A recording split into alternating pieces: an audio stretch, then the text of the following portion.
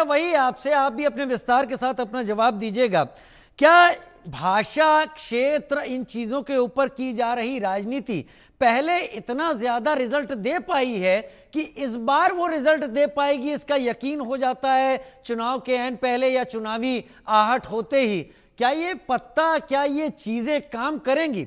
कुछ तस्वीरें जरूर निकल कर आती हैं और उसके लिए पूरे महाराष्ट्र को दोषी नहीं ठहरा सकते। कुछ 12-13 इंसिडेंट हुए हैं, लेकिन उससे फैली हुई दहशत दूर दूर तक जाती है, तस्वीर खराब करती है। नवीन दुबे।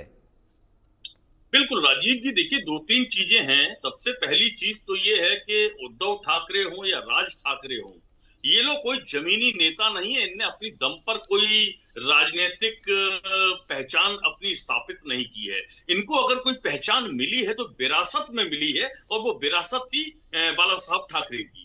आज बाला साहब ठाकरे नहीं है, ना उनके विचारों का इनसे कोई लेना देना है, ना किसी तरीके से इनको उनकी जो नीतियां थी उनसे कोई लेने देना। अब इनको क्या है, ये अस्तित्व का संकट खड़ा हो गया है शिवसेना उद्धव ठाकरे के सामने और राज ठाकरे के सामने।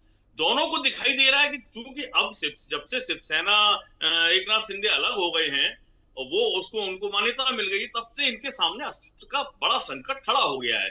अच्छा, होता क्या है कि ये चूंकि वहां की एक लोकल इकाई है महाराष्ट्र में, इनका अपना एक जमाने में वर्चस्व रहा है वहां की राजनीति में, वो अब धीरे धीरे खत्म हो गया। देखिए ऐसा है, मैं तो बड़ी सिंपल भाषा में कहूंगा, जो आंकड़े हैं मेरे पास में, कि भारत के अंदर लगभग 58 से 62% जो है वो हिंदी भाषा बोली जाती है, नंबर 2 पर बंगाली बोली जाती है, और नंबर 3 पर मराठी आती है। मराठा के अंदर एक 11 करोड़ 25 लाख के आसपास लोग हैं जो मराठवाड़ा को बिलोंग करते हैं। उनमें से भी लगभग 8.25 करोड़ ऐसे हैं जो मराठी बोलते हैं, बाकी नहीं बोलते हैं।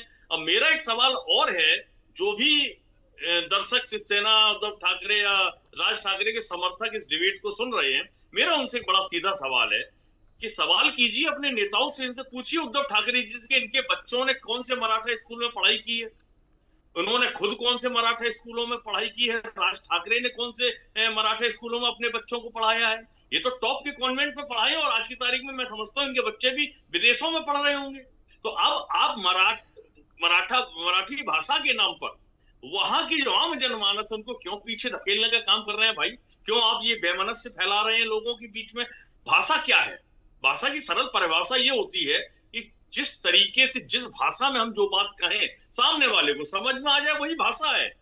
मूक और बधिर की भी भाषा होती है, वो तो कोई शब्द बोलते ही नहीं है, इशारों में बात करते हैं, तो वो भी एक भाषा होती है। उस भाषा को लेके आप अगर इस तरीके की नफरतें पैदा करेंगे कि साहब हिंदी बोलने वालों को आप मारेंगे, पीटेंगे, उनके ऊपर अत्याचार करेंगे, वो गरीब लोग हैं जो छोटा मोटा व्यापार करने वहां गए हैं, वो गरीब है। लेकिन मैं एक चीज जरूर कहूंगा, उद्धव ठाकरे और राज ठाकरे को समझना होगा कि अगर ये मजदूर वहां से पलायन करना शुरू कर गए तो आपकी महाराष्ट्र की इकोनॉमी धराशायी हो जाएगी। इस पर सरकार को भी चिंता करनी चाहिए। और ऐसे लोग, वो राजनीतिक लोग नहीं है, गुंडा एलिमेंट है। जो भी उनके साथ मारपीट करने वाले लोग हैं वो बिल्कुल गुंडा एलिमेंट, और गुंडा एलिमेंट के साथ क्या सबक दिया जाना चाहिए सरकार के द्वारा, उसमें कहीं ना कहीं कमी है। राजीव जी, मैं समझता हूं कि देवेंद्र फडणवीस जी की सरकार को बहुत कड़े एक्शन शुरुआती दौर में ले लेने चाहिए थे, और अगर वो ले लें तो मैं समझता हूं किसी की हिम्मत नहीं हो। राज ठाकरे को क्या पावर है? आप कैसे महाराष्ट्र को बांट देंगे भाई?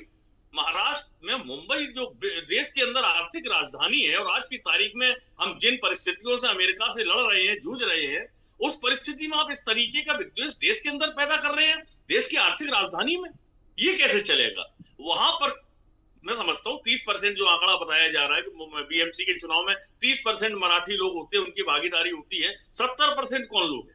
70 तो वो है जो दूसरे प्रदेशों से आए हुए। भारत की यही तो सुंदरता है कि हर राजधानी में चले जाइए, किसी भी प्रदेश में आप चले जाइए, वहां पूरे देश के लोग मिलेंगे आपको और सब प्रेम से रहते हैं। ये जो नफरतें पैदा करने का काम मैं समझता हूं राज ठाकरे और उद्धव ठाकरे और उनके लोग जो कर रहे हैं, इसकी बहुत लंबी गूंज आगे सुनाई देगी, और इसका खामियाजा इनको आने वाली कई वर्षों तक भुगतना पड़ेगा। कारण क्या? देखिए, शिक्षित युवा जो होता है, हर युवा शिक्षित है महाराष्ट्र में, चाहे वो मराठा बोलने वाले हो, हिंदी बोलने वाले हो, अंग्रेजी बोलने वाले हो, अन्य भाषा बोलने वाले हो, सब शिक्षित, सब अपना भविष्य सुरक्षित करना चाहते, सब चाहते कि वो आगे बढ़े। अब आप मराठी भाषा तक उनको सीमित कर देंगे तो वो कैसे ग्लोबलाइजेशन के इस दौर में आगे जाएंगे बच्चे? वो कैसे कम्पिटिट करेंगे? और आप कहते हैं कि साहब हिंदी को हम तीसरी भाषा भी नहीं रखेंगे, तो रखेंगे कौन सी भाषा? हिंदी तो इस देश में सर्वाधिक बोली जाने वाली भाषा, और महाराष्ट्र के बच्चे जो युवा हैं उनको अगर आप उस भाषा को मातृभाषा को सीखने से वंचित कर देंगे तो वो बेचारे कहाँ स्टैंड होंगे? आप अंग्रेजी को प्राथमिकता देंगे क्या हिंदी के मुकाबले में? बिल्कुल देना चाहिए। मैं समझता हूँ इंग्लिश एक ऐसी भाषा है जो ग्लोबलाइजेशन की भाषा है, आपकी सारी सिस्टम की भाषा है, कंप्यूटर की भाषा है। अंग्रेजी तो चाहिए ही चाहिए, हिंदी आपकी मातृभाषा। और सबसे बड़ी चीज ये है कि पूरे देश के अंदर आप कहीं भी चले जाइए, इंग्लिश नहीं आती तो आप हिंदी बोल के अपना काम चलाते हैं, लेकिन वहां की लोकल लैंग्वेज आप सीखे तो इस देश के अंदर तो बहुत सारी 100 से अधिक भाषाएं, आप कहां तक कौन लोग सीखेंगे भाई? और हर राज्य की अपनी भाषा है। आप यूपी में आएंगे तो कहीं ब्रज भाषा बोली जाती है, कहीं अवधी बोली जाती है, कहीं आगे चले जाएंगे तो मैथिली बोली जाती है, हिंदी पट्टी में भी। लेकिन इसका मतलब ये तो नहीं है कि सब साहब अपने अपने आपस में लड़ने लगेंगे। मैं समझता हूं कि उद्धव ठाकरे को, राज ठाकरे को इस पर चिंतन करना चाहिए। अगर उनको लंबे समय तक राजनीति करनी है, मुद्दों पर बात करिए ना, कि भाई सरकार से सवाल करिए, आप सवाल पूछिए कि भाई आपने डेवलपमेंट क्या किया। लेकिन फिर भी वो कर रहे हैं, ये भी यहां पर बड़ी बात है। संजय जी, अब इस सवाल को दूसरी तरीके से रखता हूं ताकि मेरे दर्शक दोनों चीजों को आप लोगों के जरिए बेहतर तरीके से समझे। किरीट समैया राजनीतिक दायरे में कैद होकर बात रख रहे थे, आप लोग पॉलिटिकल एनालिस्ट के तौर पर अपनी बात को दायरे से बाहर ले जाकर समझा सकते हैं।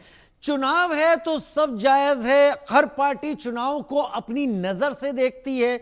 मनसे और यूबीटी ने अगर मराठी और गैर मराठी को ही मुद्दे को चुन लिया है तो इस पर इतनी समस्या क्यों और इससे नुकसान कितना है? राजीव भाई, मुझे लगता है कि कुछ लोग ना अपने मुद्दे से भटक जाते हैं और वो समझने समझाने में विफल हो जाते हैं कि वो कर क्या रहे हैं, क्या क्या रहे हैं। कई चीजें समझ से बाहर हो जाती हैं। ठीक इसी तरह से आज ये ठाकरे बंधु भी कर रहे हैं।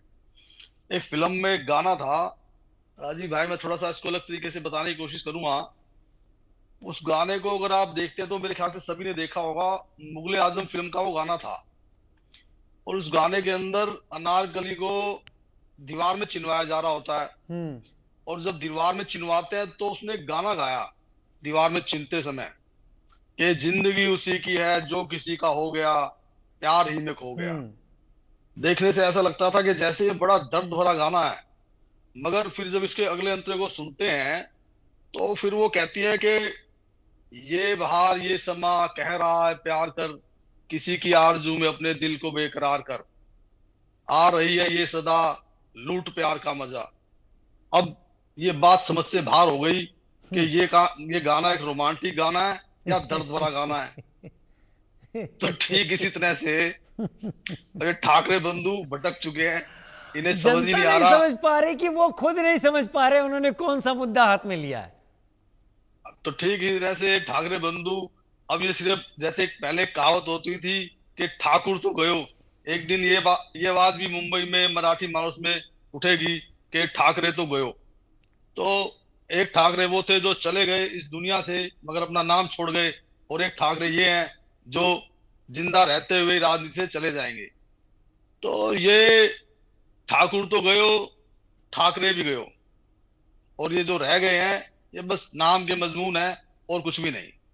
इन्हें अपनी बात को, राजनीति को किस तरह से करना है, किस तरह से समझाना है, क्या करना है क्या नहीं करना है, ये इस मुद्दे को बिल्कुल भूल चुके हैं। जिस तरह से कुछ फिल्मों में, जिस तरह से उस फिल्म में मैंने आपको बताया कि आप उसको अगर ध्यान से सुनेंगे तो समझ में आएगा कि ये रोमांटिक नहीं, कि ये दर्द भरा नहीं, ये तो बड़ा ही रोमांटिक गाना है। कभी आप सोचेंगे ये दर्द भरा गाना है, तो इनकी कहानी भी कुछ इस तरह से दर्द भरी है कि जो समझ में नहीं आती कि कर क्या रहे हैं और क्या समझाना चाह रहे हैं। आपने बड़े हल्के अंदाज में समझा दिया ठाकरे इस वक्त क्या कर रहे हैं, और उम्मीद है लोग इस गाने को, ठाकरे के गाने को समझ रहे होंगे। शमून काज़मी साहब, एक थप्पड़ या एक शख्स की पिटाई अगर तस्वीरों में आगे तक जाती है तो लाख, 1.5 लाख, 1.5 करोड़ तक अगर वो तस्वीर देखी जाती है तो उससे डर फैलता है बहुत जल्दी। यहां पर मुद्दे से ज्यादा वो डर फैलाने की कोशिश तो नहीं हो रही, मगर डर के आगे जीत है। अगर डर जो लोगों में डर पैदा कर रहे हैं उसके आगे जीत है। लोगों को डरना नहीं चाहिए, बल्कि अपने साहस का सबूत देना चाहिए। और साहस ये है कि एक वोट की कीमत है, आप अपने वोट के जरिए से उन सब लोगों को ठीक कर सकते हैं। आप वोट के जरिए से एक एक देश श्रेष्ठ देश को मजबूत कर सकते हैं। प्रधानमंत्री श्री नरेंद्र मोदी जी का जो नारा है, सबका साथ, सबका विकास, सबका विश्वास, सबका प्रयास, और मैं कहना चाहता हूं कि हमारे नफे और नुकसान एक हैं। अगर आप जो लोग बात करते हैं पॉलिटिक्स की, कि पॉलिटिक्स है क्या, जैसे आप लोगों को लेकर आओगे वैसी पॉलिटिक्स हो जाएगी। आप अच्छे लोगों को लेकर आइए तो सेवा भाव पैदा होगा। तो मैं फिर ये बात कहूंगा कि अभी हमारे यहाँ पहले जैसे शगुन हालात काजमी बने, साहब, आप धराली के प्रधानमंत्री अंदर, मोदी के बहुत मुरीद लगते हैं। मैं प्रधानमंत्री मोदी का मुरीद इसलिए नहीं हूं, मैं इसलिए हूं कि हमें एक ऐसे ऐसे व्यक्तित्व की जरूरत थी जो नहीं, पूरे इसमें देश को मेरा साथ कोई लेके एतराज चले नहीं है, और आप हो कर्मी। सकते हैं। जी जी, आप हो सकते हैं, नहीं, कोई एतराज नहीं है, लेकिन मेरे पास समय कम है नवीन भाई, नहीं, उम्मीद है मैं माफ बस करेंगे आप। आपसे एक बात, जी शमुन भाई, मैं धराली का जिक्र कर रहा था कि धराली के अंदर हमारे माननीय मुख्यमंत्री पुष्कर सिंह धामी जी वहां कैंप करते हैं। आप मुझे बताइए कि ऐसे शासकों को आप क्यों नहीं, आप उन्हें प्रोत्साहन देंगे? आप ऐसे लोगों को जो वोट बैंक की राजनीति करते हैं उन्हें क्यों नहीं आप कमजोर करेंगे? तो इसलिए मैं ये कहना चाहूंगा कि संसार का पहला जो ज्ञान है वो वेद है, और अंतिम जो वाणी है वो कुरान है।